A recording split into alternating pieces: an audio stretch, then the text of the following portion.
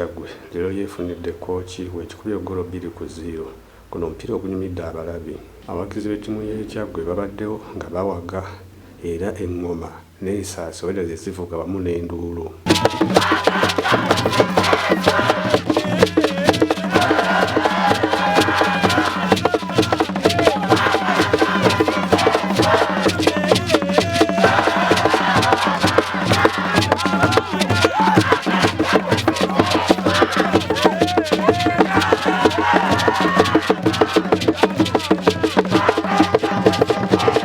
Abantu abazze okulaba omubadde abanene basiimye nnyo engeri Kyaggwe gy'ekozeemu ne bagamba basuubira okuyita okuva mu kibinja.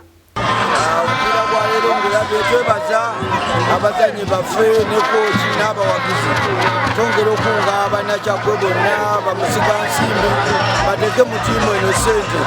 Ekyamazima abaana basamba bulungi babulamuuko motivation, so twebaza abazannyi tusongera okukubiriza abawagira emipiira gino egy'amasaza okuba n'empisa n'obugumiikiriza n'okulaba nga abaana baffe batumbula talenti. Ekisinga obukulu Kooki yeebale kutendeka naye tumusaba ayongeremu obukodyo yeggyemu embeera ebogolera abazannyi. Ebisinga okwagala okulaba nga abantu bawagira Kyaggwe bongera oteekamu ssente bamusiga nsimbi bayambe ttiimu tulabe nga tutuukira ddala ku nkomerero y'omupiira guno.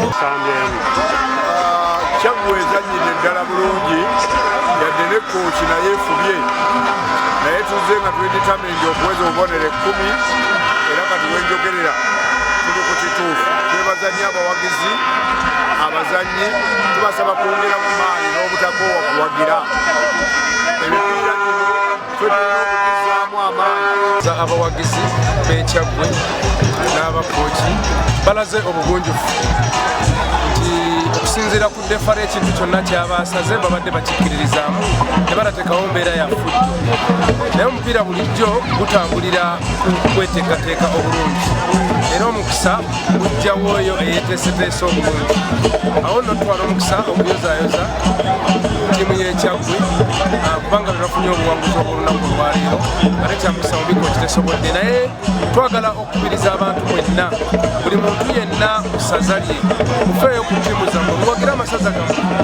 Kyalibadde kirungi nnyo muleme kujja ku mupiira gwokka kusasula busasuzi ssente, naye mujje mubugirize abaana nga bali mu training mugende okutuuka ku mupiira ogw'okuvuganya nga omanyi omuntu gw'owagira yaani asamba ki, ate era n'otakoma kuyingira buyingizi naye n'olondoola abasambi bammwe abaana bammwe kibasobozese okubeera n'abasambi ab'omulembe.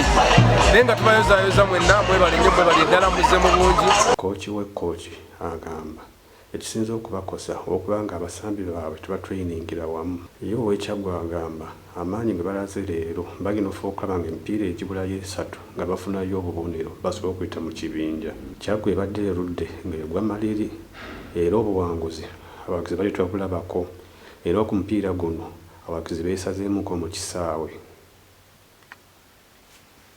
Samba tulaga nti tugezaako okusamba, sijja kumenya basambi bange obuzibu bwe tusanga nti training tufuna ntonoko okusinziira nga ku bannaffe enteekateeka yaffe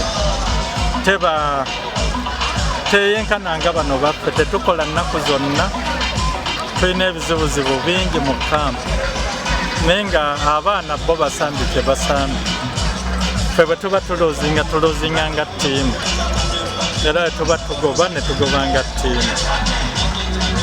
Yesewa erinnya Beka Sennabulya ex-international. Baada tukola bulungi emabega naye guno omupiira gwe tubadde gutuzza mu kibalo kuba nti tusobola okugenda ku points 10. Batubadde tukoze nnyo draws nga tetuteeba naye at least ekibinja naffe tulina essuubi ebikola ki oliyitawo. So Kyaggwe obasuubiza ki ekiddako? Kyaggwe mbasuubiza ntugenda ku awareness nga tuli wamu ffenna tusobola okugendera ne tuwangula omupiira ne tukomawo ne tusamba wano oluddi nga tumaze okugenda ku awe. Kubanga ekizibu kya ttiimu kibadde nti twali tetuteeba bulungi magolo naye at least ku luno amagolo kugetanisa okulabika tugenda kugoba n'omupiira kwawe.